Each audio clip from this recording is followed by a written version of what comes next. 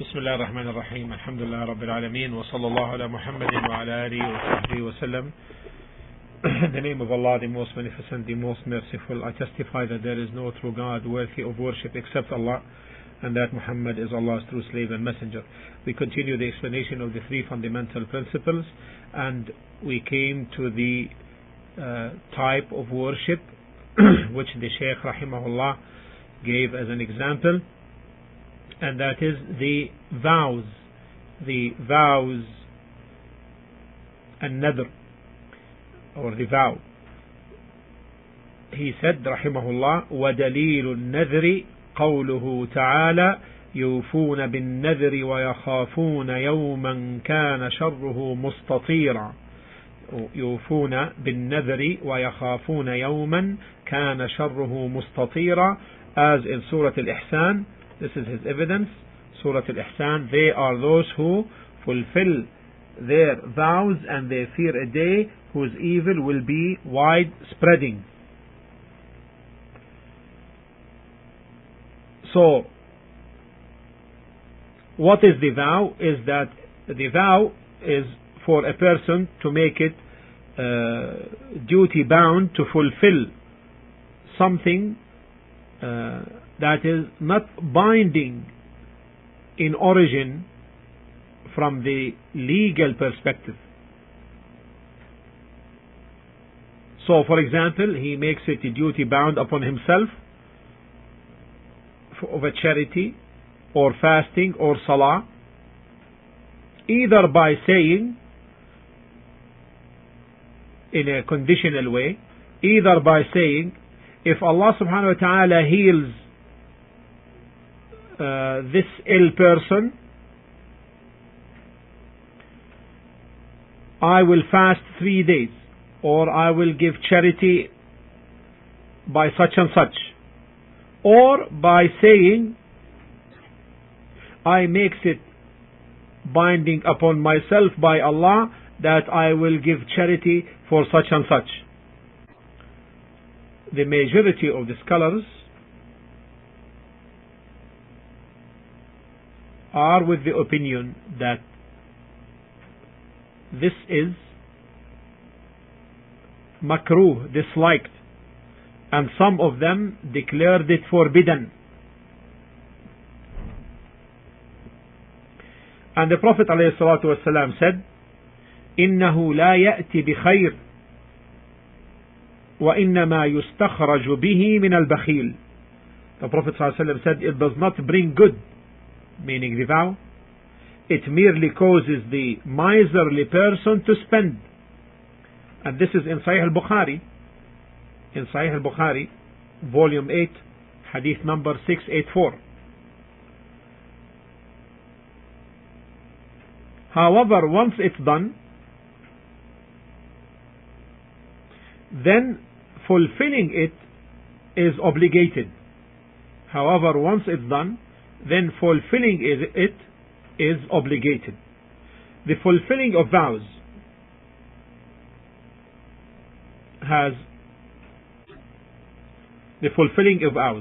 of vows which Allah subhanahu wa ta'ala has praised are all acts of worship which Allah subhanahu wa ta'ala has obligated. And this is because our Shaykh Rahimahullah said, this is because when a person starts any of the obligatory acts of worship, then he has become duty bound to fulfill and complete them. And the proof for this is in the saying of Allah subhanahu wa ta'ala in Surah Al-Hajj in chapter 22 verse 29. قال الله تعالى in Surah Al-Hajj,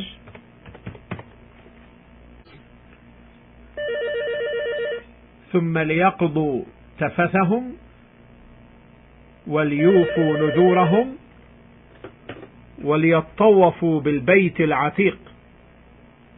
Then let them complete the prescribed duties for them in Hajj and perform their vows. He called it vows. He called it vows. Because the one who makes ihram for Hajj, who gets into the state of ihram for Hajj, then he makes it a duty bound upon himself to complete it. And the Prophet ﷺ said, "Man nadara an yuti'a Allah falyuti'." Anyone who vows to obey Allah, then let him do so. Ihram means to get into the state for the particular ritual of Hajj. Now, so vows by which a person makes a pledge and thus obligates himself to do something or other, or makes some act of obedience to Allah that is not obligatory, binding upon himself, then this is disliked. And as we said earlier, some of the scholars declared it to be forbidden. Yet even so, if a person does go ahead and vow that he will do some act of obedience to Allah, then it becomes obligatory upon him to perform it. Then it becomes obligatory upon him to perform it. As the Prophet ﷺ said,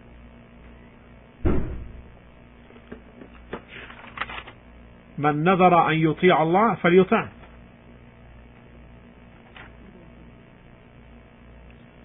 Whoever vows to act in obedience to Allah, then let him obey him. And therefore, the vows applies to the obligatory acts of worship in general, and to making vows in specific, which is that a person obliges himself to do something for the sake of Allah subhanahu wa ta'ala. The scholars divided the vow into various categories, and these are classified in the books of fiqh. The important point to remember that it is obligatory upon the person to perform the obedient type of vow, because the Prophet ﷺ said, "Whoever vows to act in obedience to Allah, then let him obey him." Let him obey him. But in origin, it is as mentioned earlier. In origin, most of the scholars dislike it. Most of the scholars dislike it. And some declared it to be forbidden.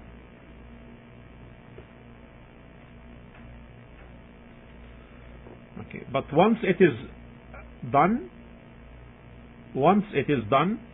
and the vow has been made to fast, for example, 3 days, to slaughter a sheep, as a charity, to give money as a charity, then in this case it must be fulfilled, even if it is disliked in origin or forbidden, as mentioned by some of the scholars. Wallahu ta'ala a'la wa a'lam, wa sallallahu ala Muhammad wa ala alihi wa sahbihi wa sallam. Now we have completed the various types of worship which the Shaykh rahimahullah had mentioned, and then in the next discussion we will talk about the second principle, which is ma'rifatu deen al-Islam bil-adilla, knowledge of the deen of Islam with the proofs. This is the second principle. And that will come inshallah in the next class. Wallahu ta'ala a'la wa a'lam, wa alhamdulillah wa salatu wa salam ala rasulillah.